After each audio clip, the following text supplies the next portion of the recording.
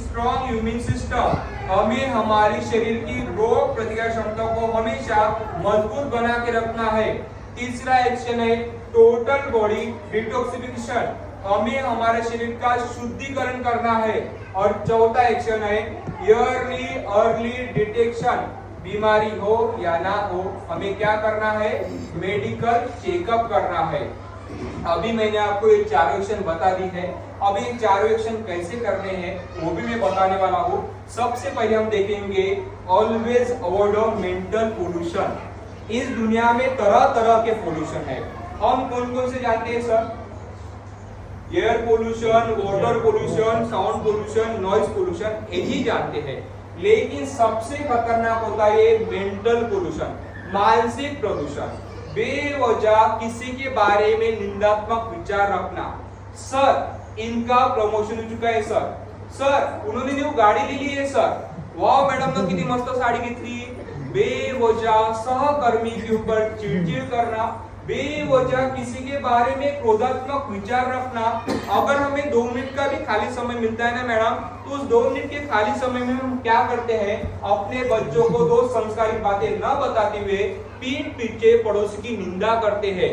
ईर्ष्यात्मक, निंदात्मक, क्रोधात्मक अगर हम विचार रखते हैं तो हमारे दिमाग में एक न्यूरोकेमिकल फॉर्म होता है जिसे मेडिकल साइंस ने नाम दिया है प्लाज्मा कोर्टिसोल। और प्लाज्मा कोर्टिसोल क्या करता है, हमारे आंतरिक कोशिका की कार्य क्षमता कमजोर बना देता है। नतीजा जलन या आजू के कैंसर के बीच को कैंसर की कोशिका में परिवर्तित होने का वातावरण देता है। तो मुझे बताइएगा, किसी ने सोचा था क्या, अगर मैंने किसी के बारे में बुरा सोचा तो उसके कारण भी मैं भविष्य में जाके कैंसर पेशेंट बन सकता हूँ, बन सकती हूँ? सोचा था क्या हमने? नहीं सोचा था। हमने क्या सोचा था कि तंबाकू, गुटखा, शराब, धूम्रपान से ही कैंसर होता है। लेकिन अगर हम किसी के बारे में बुरा भी सोचते हैं तो उसके कारण भी हम भविष्य में जाके कैंसर पेशेंट बन सकते हैं। तो इसीलिए मैं आज से फिर कैसे सोचना है, पॉजिटिव सोचना है, अच्छा सोचना है। आप सभी लोग बहुत ही अच्छा सोचते होंगे, लेकिन और भी अच्छा सोचने के लिए मैं आपको कुछ बताने वाला हूँ। मेरा प्रेजेंटेशन खत्म होने के बाद आप सभी लोग यहाँ से घर के लिए प्रस्थान करोगे। हम सभी का स्कूल तो है, लेकिन राह चलते जो भी छोटा बड़ा स्कूल हमें दिखाई देता है, आप जिस भी भगवान को मानते हैं उन्हीं से प्रार्थना कीजिएगा कि जितने भी बच्चे स्कूल में पढ़ाई कर रहे हैं उन सभी के सभी बच्चों का फ्यूचर ब्राइट हो, ऐसा हमें सोचना है। अगर हमें रास्ते में अस्पताल दिखाई देता है तो हमें भगवान से प्रार्थना करनी है कि जितने भी पेशेंट उस अस्पताल में है वो जल्द से जल्द स्वस्थ होके अपने घर परिवार में मिल जाए, ऐसा हमें सोचना है। अगर हम कहीं पे जा रहे हैं, अगर हमारे कानों में अगर एम्बुलेंस की आवाज अगर आती है तो हमें भगवान से प्रार्थना करनी है, जो भी इंसान जिंदगी और मौत के बीच में जूझ रहा है उस इंसान को एक और मौका जीने का जरूर मिले। जिस दिन हम हर दिन हर समय हर एक के बारे में अच्छा सोचेंगे, हमारा मेंटल पोल्यूशन दूर हो जाएगा। फिर कब सोचेंगे अच्छा हम? कल से ना, अभी से। चलो अच्छी बात है सर, सोचते हैं सर, पहले से ही सोचते हैं। बिल्कुल अच्छी बात है मैम। अभी हम देखते हैं एक्शन नंबर 2। एक्शन नंबर 2 है how to develop strong immune system. 2 से प्रकार के कैंसर होने के पीछे सबसे पहला सबसे महत्वपूर्ण रीजन मैंने कौन सा बताया था, हमारी शरीर की रोग प्रतिकार क्षमता की कमी। उसे कमी रखना है कि उसे बढ़ाना है? बढ़ाना है सभी को।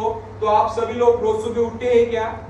उठते हैं, लेकिन कल से हमें सूरज निकलने से पहले उठना है। हमारे जेब में कितने भी अर्जेंट कामों की लिस्ट क्यों ना हो उसे साइड में रखना है और एक स्ट्रॉन्ग कमिटमेंट के साथ जीना है।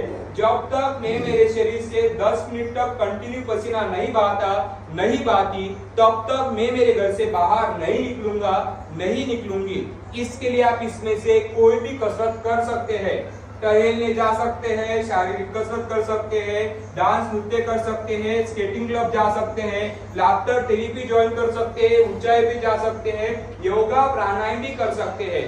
इतना तो भी नहीं, तो हम सभी के घर में सीढ़ियां हैं, पायऱ्या का सर्वांच्या घरी 10 बार चढ़ने का 10 बार उतरने का। सर तुमच्याकडे नहीं आहे का?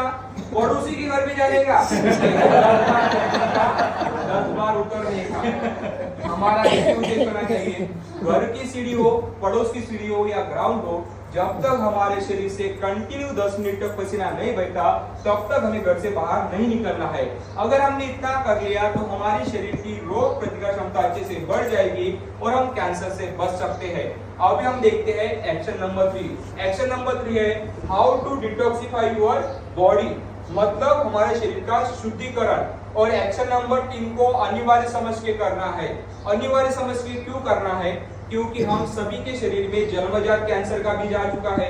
अगर उसे फेवरेबल वातावरण मिल जाता है तो हम भी कैंसर पेशेंट बन सकते हैं। और एक्शन नंबर 3 को अनिवार्य समझ के क्यों करना है?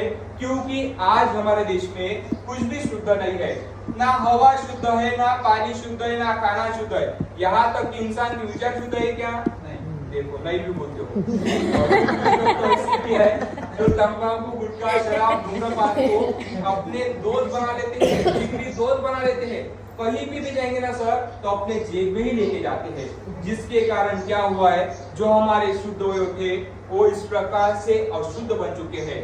ये हमारे फेफड़े है जो हमें 24 घंटा शुद्ध हवा प्रोवाइड करने का काम करता है, वो इस प्रकार से हो चुका है जैसे लोहे पे जंग लगते हैं ना, उस प्रकार से जंग लगा हो चुका है।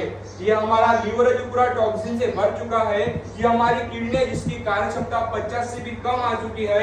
और ये हमारा पेट है जिसमें 80% बीमारियां पनप रही है।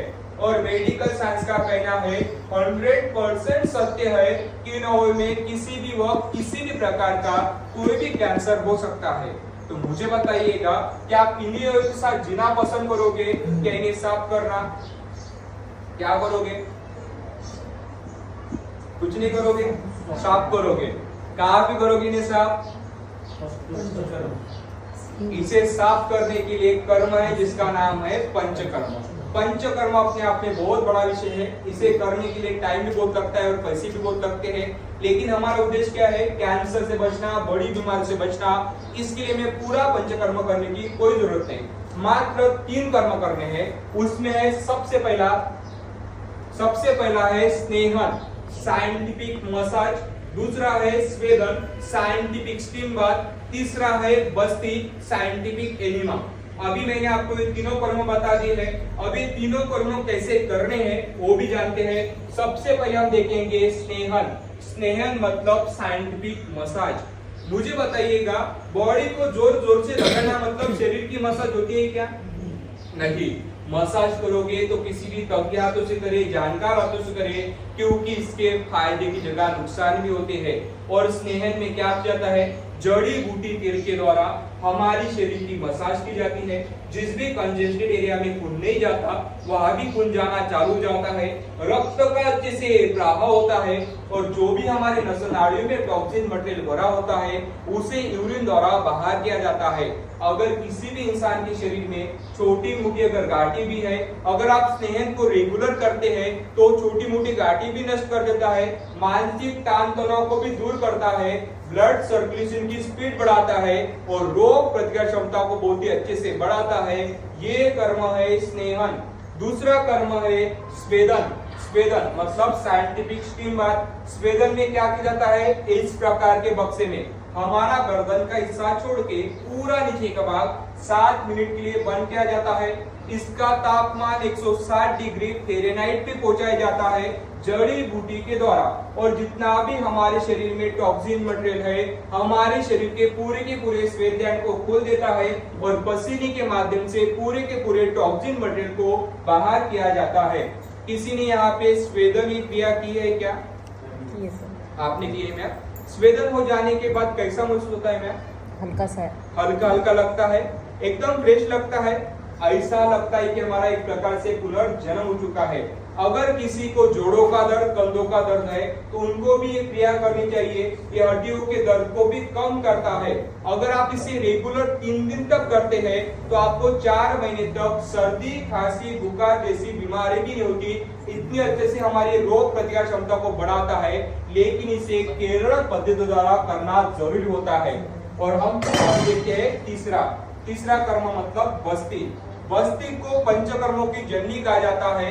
वात, कफ, पित्त की इम्बैलेंस के कारण जो पेट हमारा इस प्रकार से साफ सुथरा होना चाहिए वो इस प्रकार से टॉक्सिन से भर चुका है। और मुझे बताइएगा 100 में से 80% बीमारियां कहाँ से चालू होती है? पेट से चालू होती है।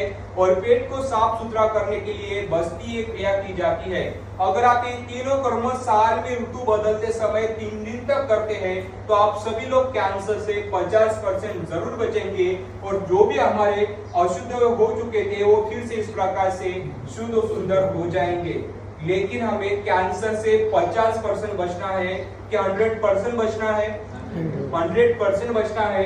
इसलिए मैं एक्शन नंबर 4 को अनिवार्य समझ के करना है।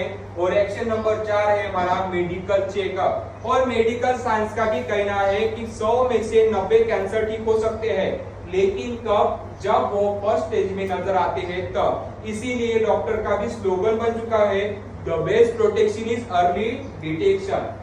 अभी वो चौथे एक्शन में चेकअप कौन कौन से करने हैं वो बताने से पहले यहाँ पे कुछ सेलिब्रिटी को कंप्यूटर स्टडी करेंगे। आप सभी लोग इन सेलिब्रिटी को जानते हैं।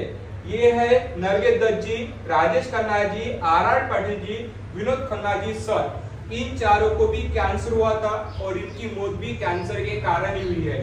तो मुझे बताइएगा क्या इन चारों के पास इतना पैसा नहीं था क्या कि अपना इलाज कैंसर से कर सके? इनके पास तो इतना पैसा था कि किसी भी देश के डॉक्टर को अपने घर में ला के अपना इलाज करवा सकते थे, फिर भी ये लोग इनकी जिंदगी कैंसर से नहीं बचा पाए। और कुछ निचली सेलिब्रिटी को देखिएगा, ये है मनीषा कोइराला जी, युवराज सिंह जी, लीसा रे जी और शरद पवार जी सर। इन चारों को भी कैंसर हुआ था और इनकी जिंदगी भी कैंसर से बच गई है। तो इनके कैंसर से बचने में और इनके कैंसर से ना बचने में क्या फर्क हो सकता है? फर्क है एक्शन नंबर 4 का, फर्क है डिटेक्शन का। इन्होंने एक्शन नंबर 4 को अनिवार्य समझ के अपने जीवन में इंप्लीमेंट किया, जिसके कारण इनका कैंसर फर्स्ट स्टेज में नजर आया और आज भी हमें अपने अपने जिंदगी में दिखाई देते हैं, आज भी अपने अपने कार्य में कार्यरत दिखाई देते हैं। और इन्होंने एक्शन नंबर 4 को कभी भी अपने जीवन में इंप्लीमेंट नहीं किया, जिसके कारण इनका कैंसर लास्ट स्टेज में ठीक हुआ और जिसके कारण इनकी मृत्यु भी कैंसर के कारण ही हुई। वो फर्क है एक्शन नंबर 4 का, फर्क है डिटेक्शन का। युवराज सिंह का उदाहरण लेते हैं। युवराज सिंह एक खिलाड़ी होने के नाते मैदान पे 6-6 घंटा पसीना बहाते थे, फिर भी सर को कैंसर हुआ। लेकिन एक खिलाड़ी होने के नाते उनका साल में 4 या 5 बार मेडिकल चेकअप होता था, इसीलिए सर का कैंसर नजर आया। और आज भी युवराज सिंह टीवी पे दिखाई देते हैं, मैदान पे दिखाई देते हैं। वो फर्क है एक्शन नंबर 4 का, वो फर्क है डिटेक्शन का। हम में से कोई भी इंसान इस प्रकार के डेंजर जोन में ना फंसे, इसीलिए मैं अनिवार्य समझ के सभी बड़ों का साल में एक बार एक होल बॉडी चेकअप करना जरूरी है। आपका निजी फैसला है, आप होल बॉडी चेकअप कहीं पे भी जाके कर सकते हैं, लेकिन अलग अलग अस्पताल में अलग अलग कंटेंट पाए जाते हैं होल बॉडी चेकअप के। लेकिन हमारा उद्देश्य क्या है? कैंसर से बचना, बड़ी बीमारी से बचना। इसलिए हमें होल बॉडी चेकअप के कंटेंट कुछ इस प्रकार से होने चाहिए। सबसे पहले CBC, complete blood count, fasting sugar, post meal sugar, serum creatinine, complete urine test, lipid profile, kidney function test, liver function test, chest of X-ray, whole abdomen sonography, thyroid की टेस्ट और सबसे महत्वपूर्ण हाइट, वेट, डाइट, बैलेंस और इसके ऊपर doctor of suggestion. ये सभी basic checkup है। अगर आप इस प्रकार के होल बॉडी चेकअप के कंटेंट साल में एक बार भी कर लेते हैं तो आप कैंसर से भी बच सकते हैं, बड़ी से बड़ी बीमारी से भी बच सकते हैं। क्योंकि कैंसर भी होता है या कोई भी बड़ी बीमारी होती है तो सबसे पहले इसी बेसिक में चेक किया जाता है। अगर हमारे घर के बच्चों की हालत इस प्रकार से देखना पसंद नहीं करते तो बच्चों का साल में एक बार एक छोटा सा सीबीसी नामक टेस्ट करना है। सीबीसी मतलब कंप्लीट ब्लड काउंट। सीबीसी में क्या किया जाता है? बच्चों के ब्लड का सैंपल लिया जाता है, बच्चों को 18 पैरामीटर पे चेक किया जाता है। अगर बच्चा किसी भी पैरामीटर में कमजोर है तो उनकी ट्रीटमेंट ऐसी की जाती है कि कहने का मेरा एक ही उद्देश्य है कि हम 2 साल बाद आने भूकंप को आज ही रोक सकते हैं। और महिलाओं की हालत इस प्रकार से देखना पसंद नहीं करते तो महिलाओं की साल में एक बार एक छोटी सी सोनोमैमोग्राफी नामक टेस्ट करनी होती है। बहुत सारी महिलाएं मुझे पूछती है कि मैमोग्राफी नामक टेस्ट क्या होती है। वो इस प्रकार से डिजिटल एडवांस एक्सरे होता है महिलाओं के स्तन का। इस एक्सरे में महिलाओं के स्तन के अंदर तूर दाल के 32वें भाग